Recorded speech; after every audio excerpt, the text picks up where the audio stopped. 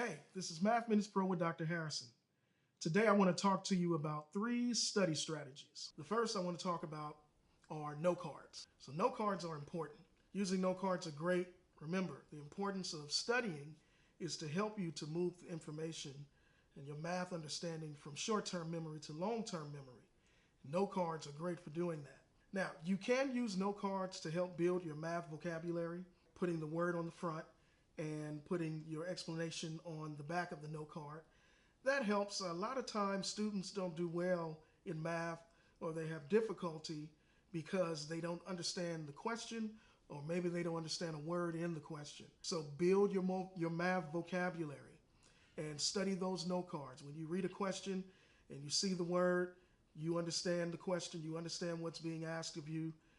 You want to have both a command for your problem-solving strategies and your math vocabulary, or what we refer to as math literacy. So you can not only make a note card for building your math vocabulary, but you can also make a note card for improving your problem-solving skills. For example, on one side of the note card, you can copy the problem, and on the back side, you can show the problem-solving steps. And why is that important? A lot of times, students forget the steps when they're solving a math problem. So when you have your note cards, these types of problem-solving note cards, you can review them throughout the day, maybe spend 5 minutes per day looking at the problem, put the question there, and then show your steps. And I think you should even talk out loud when you're reviewing your steps in your note card, because when you speak, you hear it, and if you say something that's incorrect, your mind will catch it and check it. So note cards are great. Next, I think it's great to form study groups. Some students complain about study groups, and I'm going to talk a little bit about that. I do believe that if you're going to form a study group, you want to select students who are serious, who are not time wasters, not playing around, because you have other classes you may need to study for. So form a study group. I found that maybe 3 or 4 people, I think that's a great size for a study group. And there are several things you can do in your study group. You can practice solving problems. You can explain problems to each other. You can also create problems and quiz each other. And it's great when you have access to a whiteboard.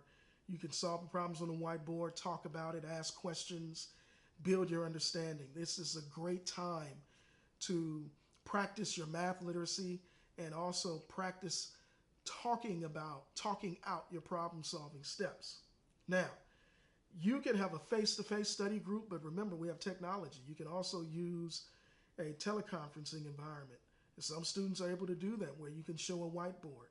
I don't know, maybe something like WebEx or Zoom or something like that, whatever works for you, Skype, it doesn't matter.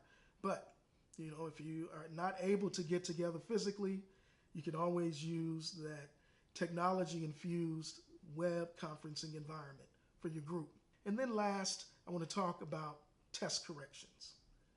This is a great opportunity for you to hone in on what you did not understand. Remember, the purpose of a test or a quiz is to find out what you don't understand and also give you an opportunity to demonstrate what you do understand. So when you get some problems that you solved incorrectly, don't fret, don't stress. That's an opportunity for you to strengthen your understanding and your problem skills on that particular problem. Now, when you're making test corrections, of course, you may need to meet with a teacher, or if the teacher doesn't go over that particular problem in class, you can go to tutoring and get help with it. But when you come back to your own home or space, practice solving the problem again and again and again. And remember, unless you can explain the problem and talk it out, then you haven't really mastered the problem.